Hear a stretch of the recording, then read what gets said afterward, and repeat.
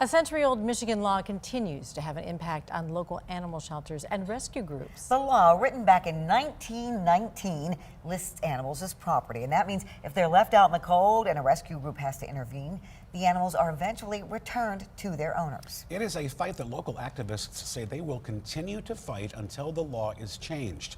13 on your side's Charlie Tinker takes us back to an incident this past winter that shows what they're up against.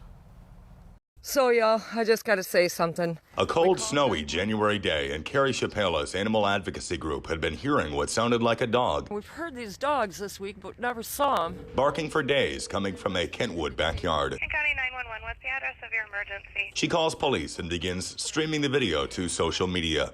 And shine the flashlight back further. Guess what I just found? The beam reveals a second dog, apparently unable to stand. We're going to send someone to come check on them, okay? Okay, thank you. As the live stream continues, Kentwood police arrive. Had we not intervened in that weather, I don't think they would have survived. Was you hungry? Both dogs were removed from the property, Your friend is in the police car already. delivered to Kent County.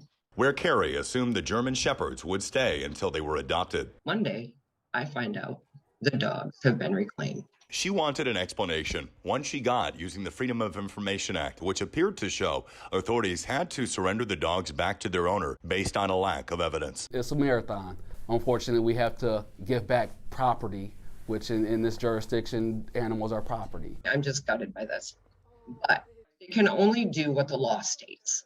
So maybe the laws need to be clearer, more concise. Yet clarity isn't the word that comes to mind when experts describe the raft of applicable state and local laws that say how and how not to care for an animal. We take every complaint very seriously, but at the end of the day, it really falls back on what we are able to enforce. Which Kent County Animal Shelter Division Director Angela Holland said, What the law allows us to do. says has become a routine hurdle.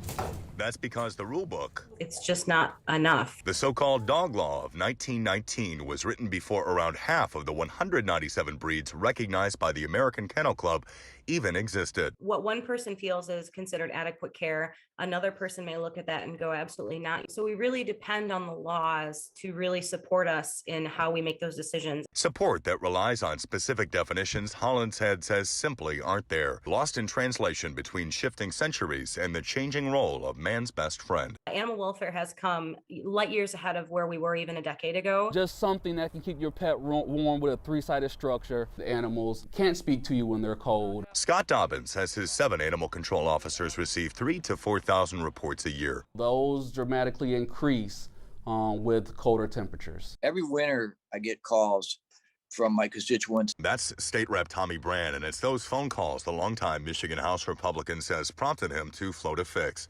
House Bill 4784 would update the decades-old law with specifics not found in the original. We've seen some other attempts to overhaul the law in the past. Where do you see this update going? Just get a committee hearing, hopefully get a vote on it. It's 20 degrees out right now, and I'm going to show you something. Animal control officers returned to Kentwood several days later, acting on a search warrant, and seized the dogs again, citing video evidence from Carri's live stream, according to official documents.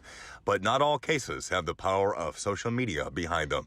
It's really important that we look at these laws and how we can make them more specific in need. Oh, you're starving. Charlie Tinker, 13 on your side.